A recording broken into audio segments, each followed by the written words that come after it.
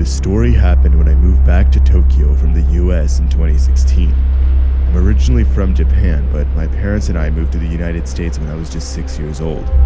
On the first day in a new high school, I was really shy and I was rather new to the community. I considered myself a rather shy person. I was a kid in a new area. It was the first day of school, and I sat down on an appropriate-looking school bench and looked around me. I instantly noticed a girl waving and walking towards me. Her name was Ami, and we would soon become great friends in the future. She later introduced me to her friend group, and I liked them instantly. They were very positive and extremely nice to me. Their names were Suki and Rumigo. Before I knew it, I had already found myself a new home. It felt like I was living there my whole life. One sunny day, we were having a picnic during our lunch break. Eventually, the conversation shifted towards urban legends. Suki started telling us about these, and she said they were allegedly real. She told us a scary story about a girl who appeared to be cut in half. Many people reported seeing her at night. Essentially, people claimed they saw a ghost girl with her guts hanging visibly out of her body. While this obviously terrified me, I was always the skeptical kind towards folklore and legends. I personally believed that they were just made for children to behave or something to scare people with. Suki eventually asked her grandfather about the story, and he explained it to her. Apparently, this thing was called a teke teke. Legend had it that a girl was murdered by her classmates on a railroad. Her body was cut in half when they left her on the rails, and a train ran her over.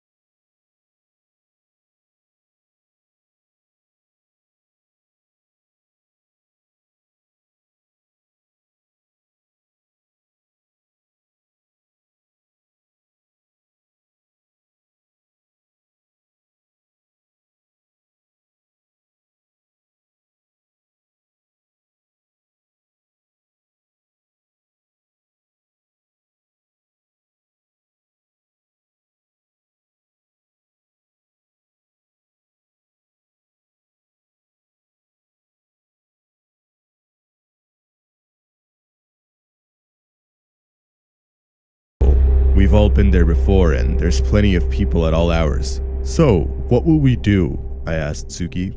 Suki told us that we would be trying to summon a girl named Hanako-san. The urban legend regarded a girl who committed suicide on the third stall of the third floor of her school. We would have to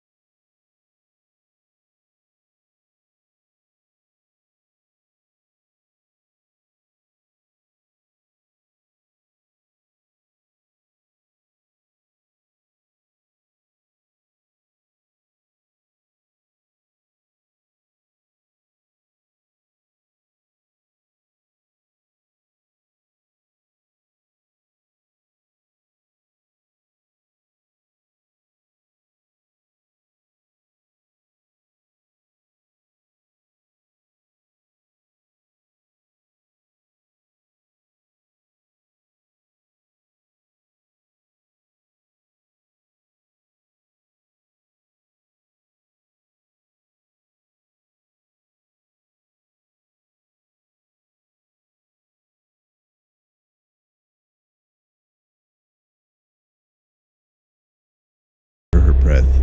She then said loudly 3 times, "Hanako-san, can you hear me?" I closed my eyes out of fear.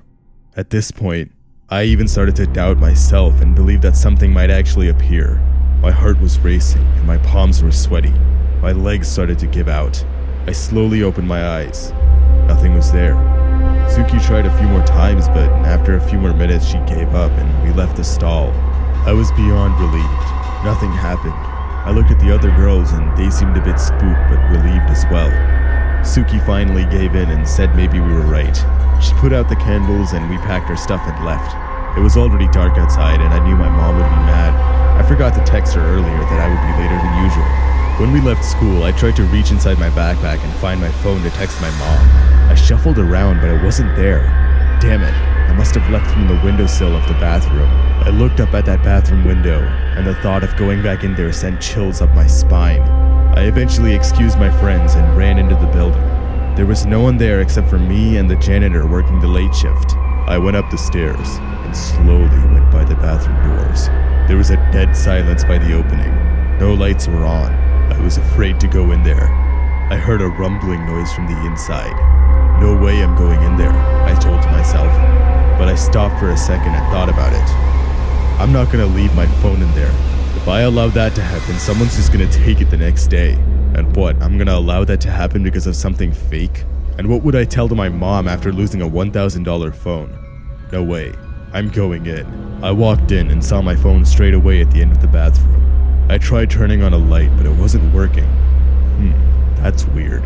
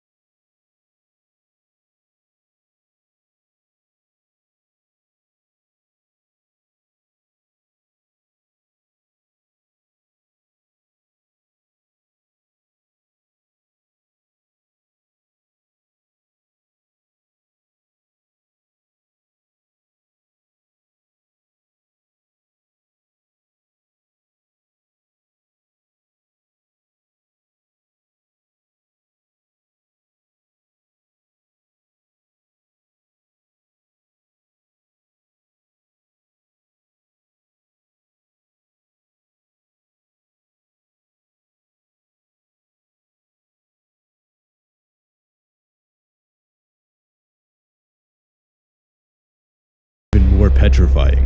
The toilet doors were blocked by a few police officers, and around them was yellow police tape. One of my friends approached me and told me about a horrific incident. Apparently, a lower grade girl committed suicide yesterday right after we left the bathroom. She waited for us to leave and then attempted to cut her wrist. That didn't work, so she hung herself. It then clicked, and I realized what I saw last night. It wasn't a ghost, it was a person. I was an eyewitness to that girl taking her own life, and I did nothing. I couldn't believe I just ran away in anticipation of it being a ghost. I burst into tears, still telling no one that I was there. Afraid of the consequences, I just told my friends that she must have came in there after I retrieved my phone. It may not be a ghost, but the guilt of what happened that night will haunt me for the rest of my life. I always considered myself to be a low-risk type of person. I never really had gotten into any super dangerous or life-threatening situation. But that changed 4 summers ago. You'll believe me by the end of the story when I tell you that this experience changed my life forever. We were just let out on break by our school, and my friends were eager to go and do something stupid as usual. I was the responsible one of the group, if you will. It was honestly quite surprising that I even hung out with these adrenaline junkies. I was never a risk taker. I would always consider the consequences to my action before I took them. Many times, I was the balancing factor to my friends' crazy antics. Despite this, I loved hanging out with them. The dynamic of them encouraging me to try new things and push me out of my comfort zone was something I never really could find in other people. But when I turned 18, peer pressure started skyrocketing. I felt like I was somehow missing out on something, that I was living my early years of life in fear. This, combined with the people I was hanging out with, brought me to make some really irrational decisions. Whether that be shoplifting or driving with them at incredibly high speeds, I caught myself constantly trying out new, irresponsible decisions. This tolerance towards doing stupid things is what I largely blame for what happened to me. Summertime hit and the temperature was starting to skyrocket. While most teenagers went to a friend or neighbor's pool to swim, we wanted to try something a little different. There was a nearby water reserve, which was strictly prohibited to swimming. During the daytime, security patrolled the area and made sure no one jumped in that water. But at nighttime, it was open to anyone brave enough to swim among the various dangerous fish over there. My friends wanted to go there and take a dip with me, cool off during the hot Korean night. Rumor had it that the lake was haunted and that a lot of sketchy things have happened there. This, of course, only strengthened our urge to go there and take a swim late at night. Of course, I was hesitant at first, but as peer pressure crept in, I went along with it. We arrived at the lake around midnight. We were already in our swimsuits. There were some lights around the complex, but the lake was pitch dark.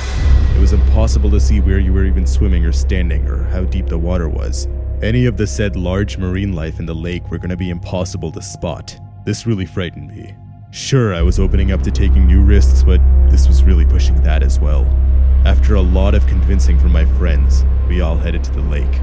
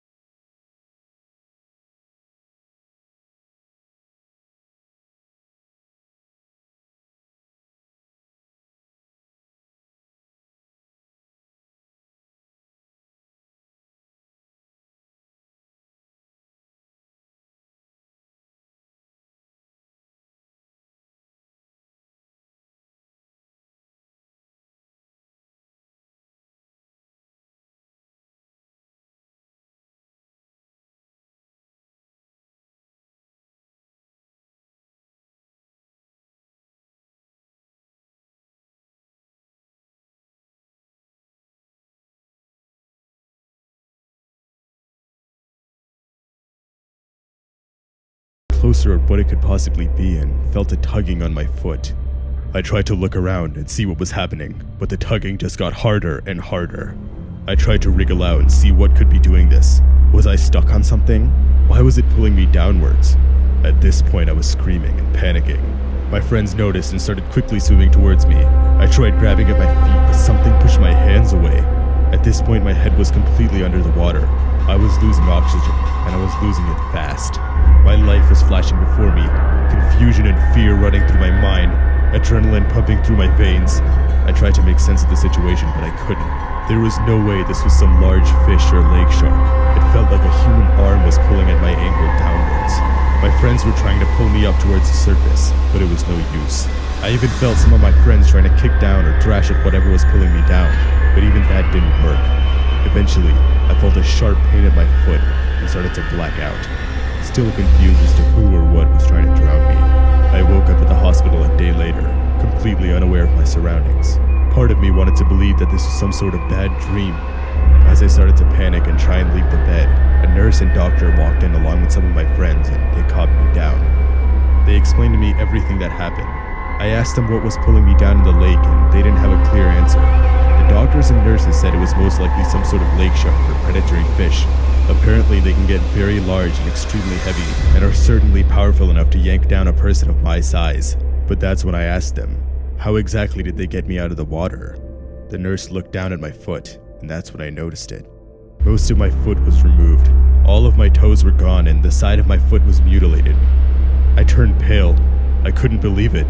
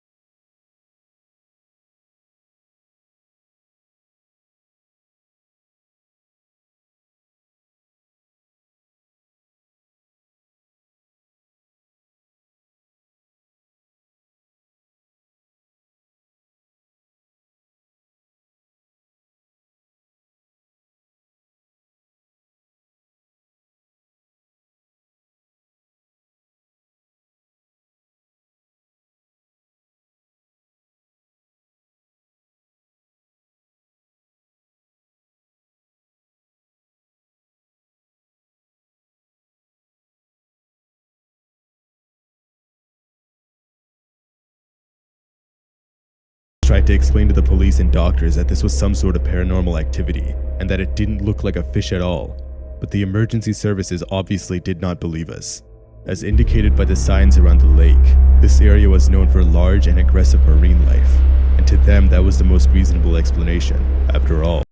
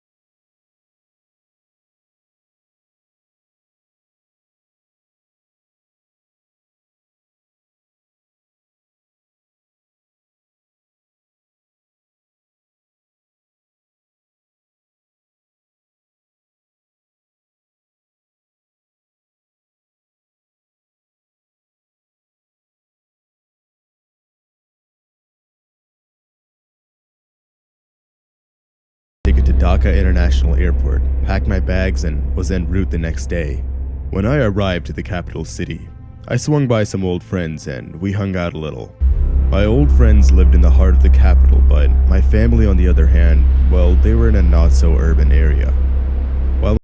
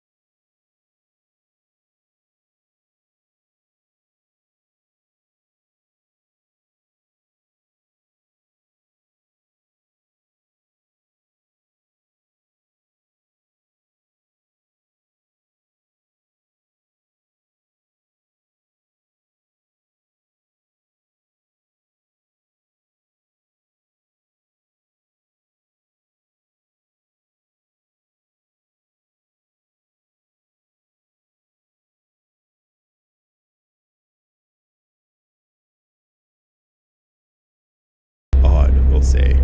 Aunt Tara was a strong believer in superstitions and spiritual things. The things she'd say or try to make us do were extremely bizarre sometimes. She was seemingly a nice person, but was difficult to spend time with. She had a few quirks, if I can put it shortly. She would always